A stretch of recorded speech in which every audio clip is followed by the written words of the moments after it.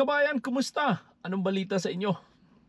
So yun guys, itong ating pag-usapan ngayon ay itong mga trabaho opportunity dito nga sa Canada. At again, sinasabi sa inyo, sana po ay masundan ninyo itong ating video at mapanood ninyo buo. Dahil napakaraming nagtatanong sa akin, Kuya Noy, paano mag-apply? Paano mag-apply? Paano mag-apply? Okay?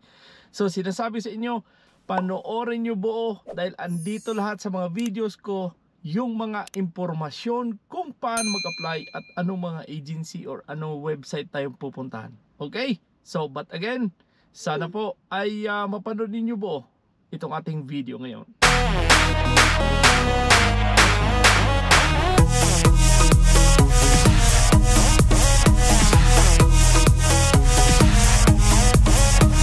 So ito ang ating pag-usapan ngayon, ito nga ang trabaho opportunity dito sa Canada. Kayo man ay mga baguhan lang sa aking channel, sana po ay masubaybayan ninyo buo itong ating mga videos.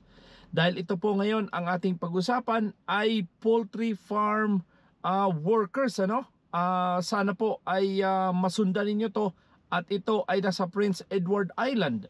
Kung kayo man ay may sapat na mga qualification, yung ating mga kabayan na may mga qualification dyan sa mga poultry, mga dairy o mga farm workers na naghanap ng mga trabaho dito sa Canada, subukan nyo lang to dahil ito po ay napakaliit ng kanilang qualification, no? But again, sinasabi ko sa inyo lagi na kaya gusto ko panoorin nyo buo itong ating video para alam ninyo kung ano ba ang ating pag-usapan at kung kayo ba ay makwalify o hindi. Kasi ang dami pa rin nagsabi, Kuya Noy, ang dami ko nang pinopost, ang dami ko nang pinag-applyan dyan sa Canada or sa mga job site na yan, sa job bank, sa Indeed o anong website yan, wala silang nakukuha. Kasi sinasabi ko nga sa inyo, kung kayo nga ay mag-apply sa Canada, magiging competitive kayo. Kung kayo ay mag-apply dito, kailangan maayos ang inyong mga work experience. Dahil maraming nagtatanong, Kuya Noy, paano po kami, mga fresh graduate kami at wala kaming kaalam-alam kung matanggap kami dyan at wala kaming work experience. Napakahirap yan kung kayo nga ay mag-apply ng trabaho sa Canada na wala kayong work experience. Dahil ang IRCC, ipipresent ang documents niyo. Kaya nga sinasabi doon sa job bank na ang mga Canadian at ang mga permanent resident are able to apply. Hindi sinasabing para lang to sa mga Canadian at permanent resident. Able to apply. Kaya nga bago i-award sa mga foreign workers ang trabaho, ino-offer muna sa mga lokal na mga trabahador dito sa Canada bago mag-outsource ng tao. Yun ang ibig sabihin noon. So again, sinasabi sa inyo, intindihin ninyo ang mga sinusulat diyan sa job bank, no? Dahil nga sa sinasabi sa inyo, ito po'y para sa inyo. Dahil ako, nagbabahagi lang ako sa inyo at ako po ay masaya na ginagawa ko to na makatulong sa kapwa. But nasa sa inyo na to kung kayo man ay manood, nasa sa inyo na to kung kayo ay susundod sa akin o hindi, nasa sa inyo na yan. Basta ako, gusto kong tulungan ko kayo na makarating kayo ng Canada. Okay? But ginagawa ko ng lahat para sa inyo. Kayo na ang bahala para din sa inyo. Okay? So, sinasabi ko nga na panoorin ninyo buo ito ating video dahil malaking bagay na kayo ay nanonood ng video. Hindi yung 10 seconds lang, umaalis na kayo. Okay? So, but anyway, again, itong ating pag-usapan ay pupunta kayo sa website ng Canada Career Site. No? Punta kayo doon sa Canada Career Site.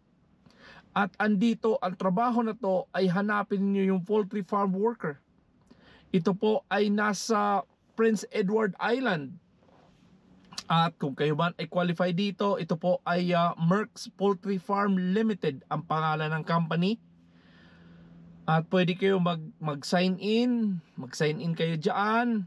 I-send niyo yung inyong mga resume sa kanilang email. No? I-email nyo sila kung mayroon tayong email.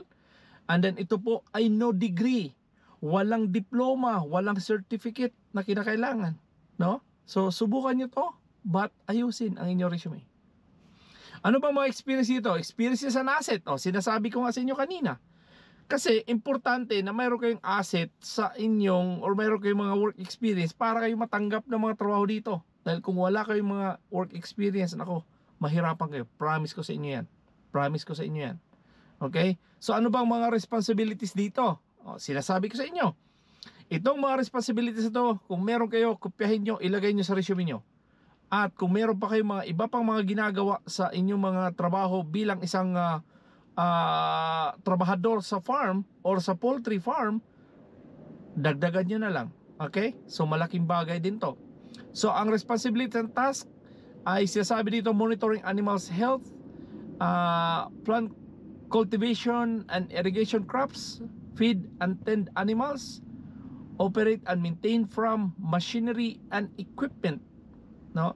So clean stables, barnyards and pens. So importante naman talaga yan na meron kayong naglilinis kayo ng mga ganyan, kasi importante malinis yung inyong kulungan ng mga manok, no? Importante yan. So examine the produce for quality and prepare for market. Yun ang importante, no? Kaya nga sinasabi sa inyo na kung kayo man ay merong klaseng ganito trabaho at ano pang ginagawa ninyo bilang isang poultry worker, kung saan man kayo nasulok ng mundo, nagtatrabaho kayo sa poultry, ayusin ang inyong resume. Isulat nyo pa kung kayo ay nag-feed kayo ng mga manok, kayo ay nag-monitor ng mga dyan sa ventilation ng manok o kulungan or whatever. Ano pa mga ginagawa ninyo? Naglilinis kayo o ano pang ginagawa nyo? Isulat nyo. Dahil napakalaking bagay, sinasabi sa inyo, napakalaking bagay na kayo ay merong magandang trabaho opportunity at ilalagay ninyo yung doon sa resume ang inyong mga ginagawa, dahil napakalaking factor yan, alam nyo yan. At itong paggawa ng resume ay number 1. Itong paggawa ng resume ay key upang kayo ay makahanap ng magandang trabaho dito sa Canada. Dahil kung hindi maganda inyong resume, hindi mapipikyan. Kasi hindi naman tayo kilala mga employer eh. Di ba? Walang palakasan dito eh. So importante na kayo ay nasa kung saang bansa kayo, ayusin ninyo. Kung kayo man ay nagbalak mag-cross country sa Canada, sige, mag-cross country kayo. Ayusin ang inyong mga qualification. Dahil qualification is the key. Kasi kung hindi magandang qualification ninyo, mahirapan kayo. Sinasabi ko sa inyo yan. Sinasabi ko sa inyo. Dahil gusto ko makatulong sa inyo na makarating kayo ng Canada sa pamamagitan ng mga direct hiring o kahit man kayo nag-apply ng mga trabaho doon sa sa Pilipinas, doon sa First Dynamic, doon sa iPumps, Charter Use Prime, punta kayo sa DMW kung sa ano bang mga website na pupuntahan ninyo. Malaking bagay na maayos sa inyong resume. Malaking bagay ang qualification ninyo. Dahil yan ang magbabasihan na kayo ay matatanggap o hindi. So, sana maliwanag sa inyo itong ating pagbablog dito sa ating video. Panoorin nyo lang buo dahil andito lahat. Huwag na kayo magtanong sa akin paano mag-apply. Dahil kung nanonood kayo ng mga video ko, hindi kayo magtatanong kung paano mag-apply. Dahil andito na lahat. Ang gawin ninyo, i-email ninyo sila, tapos yun na, send na, tapos. So ang gawin na lang ninyo, mag-antay-antay lang tayo. Habang nag-antay tayo, apply ulit ng ibang trabaho na kasing ganito din. Kung poultry kayo. Kung welder kayo, mga welder kayo. Hindi yung mga welder kayo, mag-apply kayo sa housekeeping. Paano tayo? Di ba? Tinuturo ko sa inyo. No? Tinuturo ko sa inyo. Nasa sa inyo na lang talaga kung kayo ay makikinig kayo sa akin o hindi. Ne?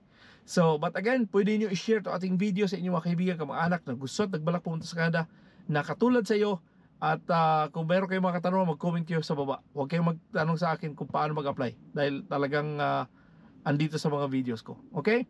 So, but again, sana po ay ma-follow niyo. Meron akong Facebook page, i-follow niyo para at least kayo ay ma-update din. Dahil ako po yung nagpo-post din doon ng mga videos sa aking Facebook page, no? So, marami din ako mga pinopost ng mga trabaho kung paano at anong mga kaganapan din sa Canada.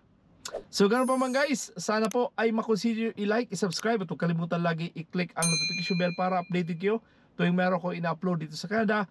At sinasabi sa inyo, kung kayo man ay nandito sa Canada at sa Calgary, i-PM nyo ako, no, para at least magkita-kits tayo at ako po'y masaya na tayo magkita-kita dito nga sa Calgary. So ganun pa mga guys, maraming salamat ulit sa inyong panonood at subaybay sa aking channel. Ako pala si Noy Tibbs. God bless and have a wonderful day.